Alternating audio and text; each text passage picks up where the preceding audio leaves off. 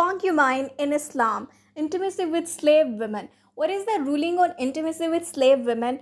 Allah is most wise in the laws that He decrees for His slaves, but this wisdom is only apparent to those who seek it and believe that Allah is all wise and looks at the interests that are served by the laws of Allah, which no man can see unless he ponders the matter, especially when there are those who attack those laws because they go against that they think they are right and wise. With regard to your question about it being permissible for a master to be intimate with his slave women, the answer is because Allah has permitted it. Allah says, interpretation of the meaning, and those who guard their chastity, private parts from illegal sexual act, except from their wives or the slaves that their right hand possesses for them, they are free from blame. Surat al-Ma'arij.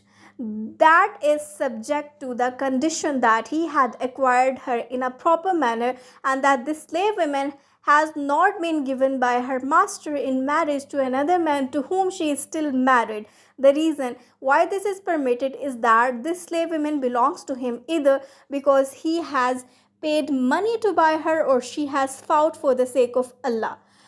Shaykh al-Shankiti, may Allah have mercy on him, said the reason for which people may be taken as slaves is if they are kafirs who are waging war against Allah and His Messenger. If Allah grants victory to the Mujahid Muslims who are offering their souls, their wealth and their resources and everything that Allah has given them so that the word of Allah might prevail over the kuffar, then these kuffar may become slaves unless the Imam chooses to let them go or to ransom them if this serves the interest of the Muslims. Ad-Dawa al-Bayan. Shaykh al-Shankiti, may Allah have mercy on him, said, if it is said, if the slave is a Muslim, how can he be kept as a slave if the reasons for which people may be taken as slaves is if they are kafirs who are waging war against Allah and His Messenger?